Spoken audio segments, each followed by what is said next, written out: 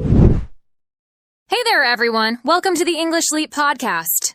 Hi, friends. I'm Evan, and we're thrilled to have you with us today. Absolutely. Whether you're sipping your morning coffee or taking an evening stroll, thanks for tuning in. So, Aaron, let me ask you and our listeners a question. Sure. What's on your mind? Do you ever feel like your weekends just disappear in the blink of an eye? Oh, all the time. One moment it's Friday night, and the next it's Sunday evening. It's like someone hit the fast-forward button. Haha. Exactly. I think many of us can relate to that feeling. So today, we're going to chat about how we spend our weekends and maybe find ways to make them more fulfilling. Sounds great. But before we dive in, just a quick reminder. We've got a free PDF with all the key points from today's episode. Yes, you'll find it in the description below. It's perfect if you want to follow along or revisit our tips later. Awesome. So, Evan, walk me through your typical Saturday morning. Well, as you know, I'm up bright and early at 6 a.m. I start with a quick stretch and then head out for a jog around the neighborhood. You must know all your neighbors by now. Pretty much. There's Mr. Thompson, who always waters his garden at 6:30 sharp, and Mrs. Lee, who walks her dog Muffin.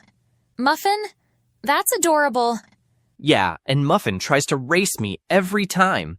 Spoiler alert, she usually wins. Ha ha, I can just picture that. Meanwhile, I'm probably still dreaming about flying or something equally whimsical. Speaking of dreams, do you ever keep a dream journal? I tried once, but then I couldn't read my own handwriting in the morning. Classic. So after your luxurious sleep-in, what's next? Well, once I finally roll out of bed, around 9 or 10, I make myself a big breakfast. Lately, I've been experimenting with pancake art. Pancake art? Like making shapes and designs? Yep. Last week, I made a pancake that looked kind of like a unicorn. Or maybe it was a llama. Impressive either way.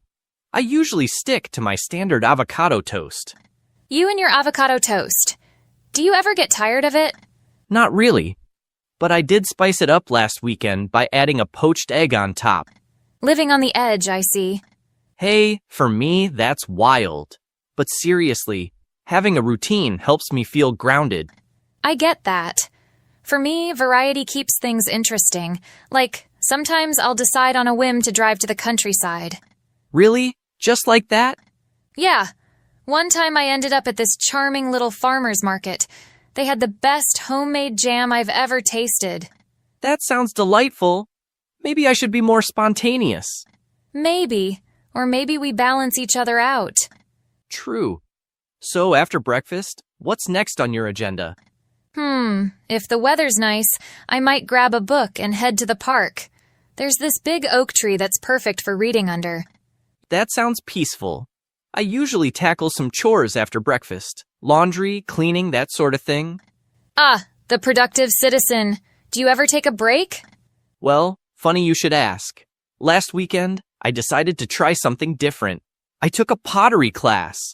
No way. How did that go?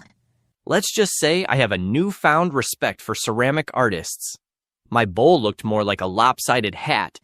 Hey, it's abstract art. Did you enjoy it? Surprisingly, yes. It was relaxing to get my hands dirty and create something. See? Stepping out of your comfort zone can be rewarding. You're right. Maybe I'll make pottery a regular hobby. That's awesome. I've been wanting to pick up a new hobby myself. Like what? I've been thinking about joining a dance class. Maybe salsa or hip-hop. That sounds fun. I've got 2 left feet, so dancing is probably not for me. Oh, come on. Everyone can dance. It's about feeling the music. If you say so, maybe you can teach me some moves. Challenge accepted. You know, this reminds me of how important it is to try new things and keep growing. Absolutely. Hobbies can really enrich our lives and reduce stress. Speaking of enriching experiences, spending time with family and friends is so important too. How do you usually connect with them on the weekends, Evan? That's a great question. Family and friends are super important to me. On weekends, I often organize get-togethers. Last Saturday, for example, I hosted a game night at my place. Oh, fun! What games did you play? We started with some classic board games like Monopoly and Clue, but things got really competitive when we switched to charades.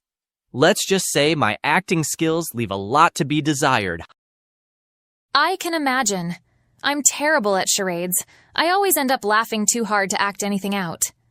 Same here. But that's part of the fun, right? Lots of laughter and memorable moments. Absolutely. I think those shared experiences really strengthen our relationships. Couldn't agree more. Do you have any favorite activities with your friends or family? Well, my family loves cooking together. On Sundays, we have this tradition where everyone contributes a dish to a big family dinner. That sounds wonderful. Any signature dishes? My mom makes an incredible lasagna, and I usually handle dessert. Last week, I attempted a chocolate lava cake.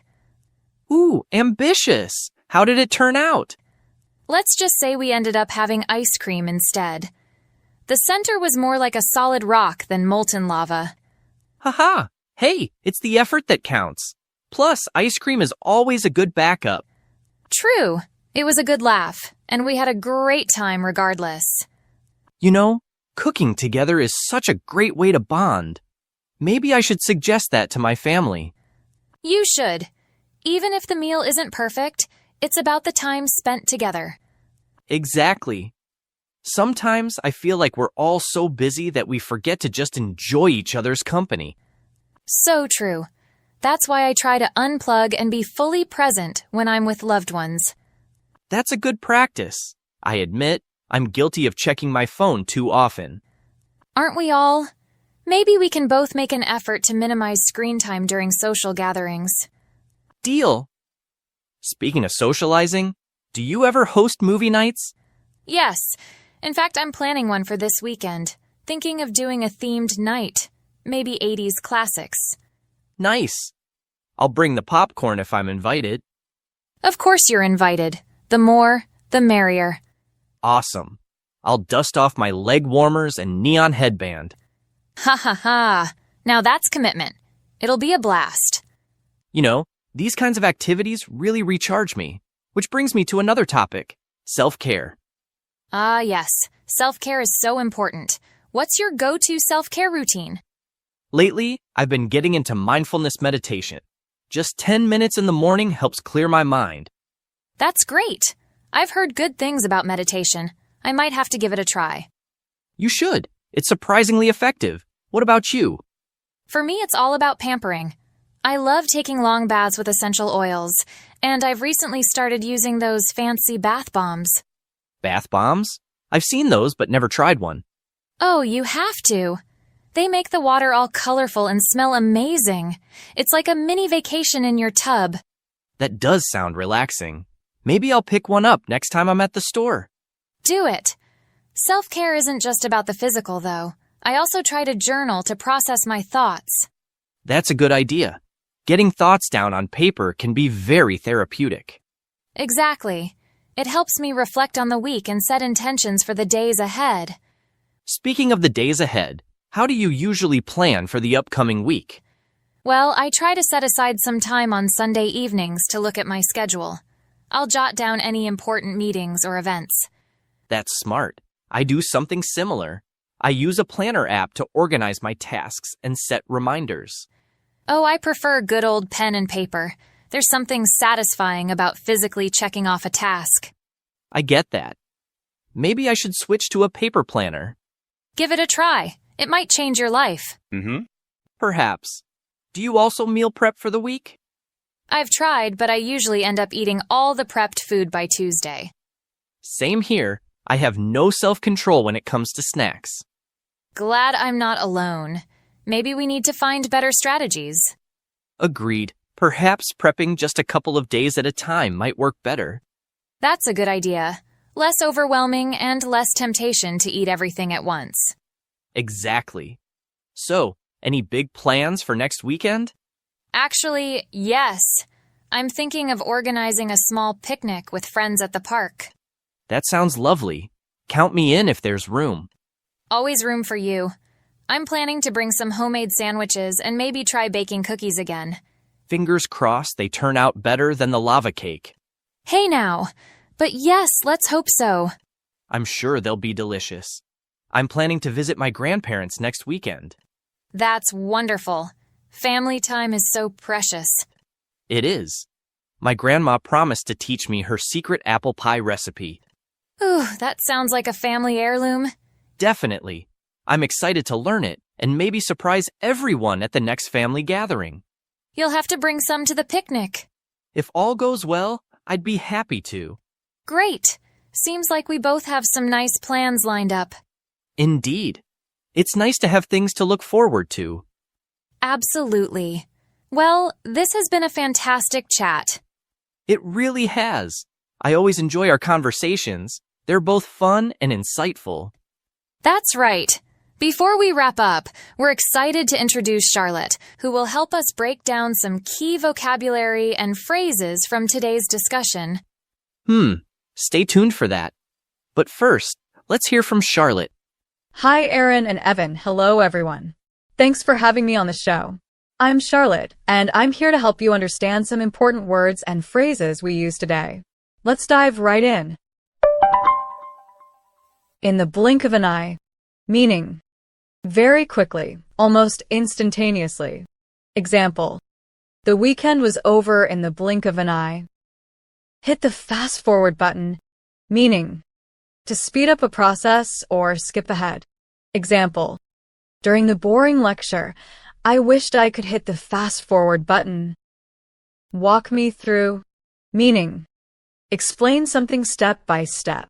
Example, can you walk me through how to set up this new device?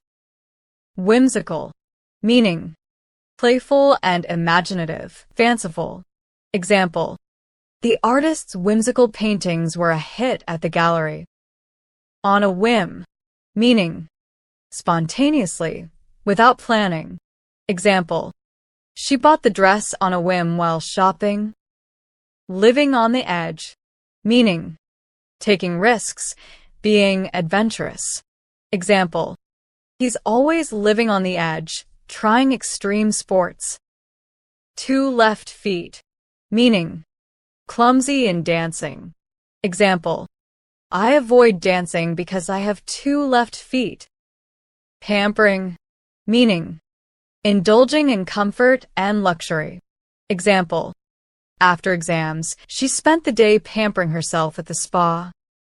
Unplug, meaning disconnect from electronic devices to relax. Example, they decided to unplug for the weekend and go hiking.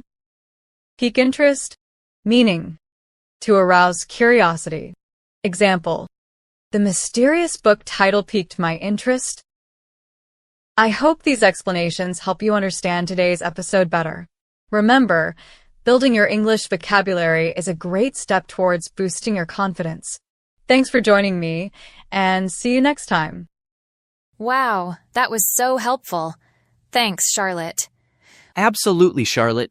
We appreciate you clarifying those phrases. And to our listeners, don't forget to check out the free PDF we've put together. It includes all the key points and vocabulary we discussed today. You'll find it in the description below. It's packed with tips and ideas to help you make the most of your weekends and enhance your English skills. We'd love to hear from you all. How do you spend quality time with your loved ones? What are your self-care rituals? Feel free to share your thoughts and stories with us. Your experiences make our community richer. Well, I think it's about time we wrap things up. Agreed. It's been a pleasure as always. Absolutely. Until next time, everyone, keep learning and keep leaping towards your English goals. Bye for now. Your progress doesn't end here. To continue advancing your English skills, click on the next video or explore the additional videos we've thoughtfully selected for you.